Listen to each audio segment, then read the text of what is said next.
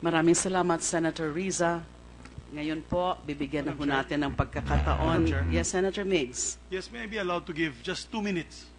Okay, if it's really for 2 minutes, Very short, Mr. Chair. you have the Madam floor Chair. now. Thank you. Thank you, Madam Chair. I know after the speakers all speak, we'll probably be off to lunch break and or session will start. So allow me to give my 2 cents worth, Madam Chair. Let us hit closer to home, Madam Chairperson.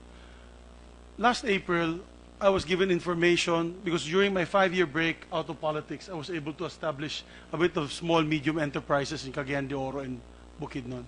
Last April, I was told na doon daw sa aming planta sa Cagayan de Oro ay may mga shabu addict. So ang ginawa po natin ay nagpatawag po ako ng tulong sa City Hall employees ng Department of Health na empleyado sa City Hall at nag-conduct po ako ng drug test sa aking mga tauhan. Madam Chair, out of the 30 employees that we had, 10 ang positive sa shabu. That is a third of my workforce. A third. Nakakagulat dahil marami doon ay masaya na sa buhay at maganda po kanilang sweldo at benepisyo. Ay dala ko po galing sa Bukidnon at kinausap ko po sila.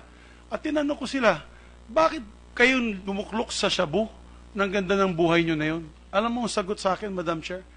Doon sa labas ng aming gate, doon sa Barangay Agusan, sa Cagayan de Oro, napakadaling bumili ng shabu.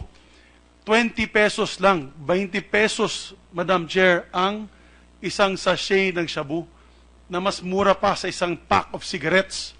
So they said, they do a hit in the morning, and when the hit is gone, they do the hit in the evening. Ganon kagrabe at lala ang sitwasyon ng droga na yon. Madam Chair, Mexico, I had a briefing recently, Mexico is losing the war on drugs. Their killings there are not done by government. But yung mga massacres doon are being done by the drug cartels, the Mexican drug cartels. Pinupugutan yung mga ulo. They hang them upside down.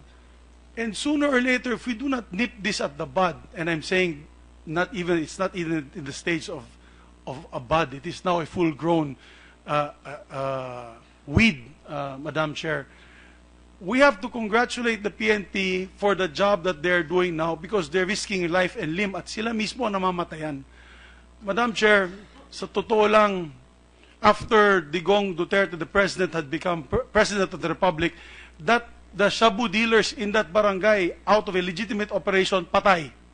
Ngayon, bumalik po ako doon. Ang sabi nila sa akin, tumahimik ang barangay. Wala na nang gugulo sa kanila.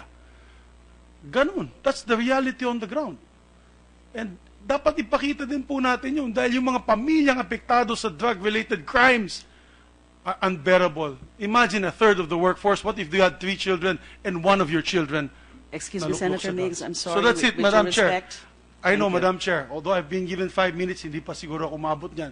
But Madam Chair, again, I would just like to show the severity of the situation. I was principal author of the anti-drug law together with Senator Soto when I was a member of the House of Representatives. And it's only today that I see effects. Thank you, Madam Chair. Maraming salamat. We all know that. We know how grave the problem is with respect to drugs, but we should not also turn a blind eye to this another grave problem of the spate of killings. Thank you so much, Senator Miggs. So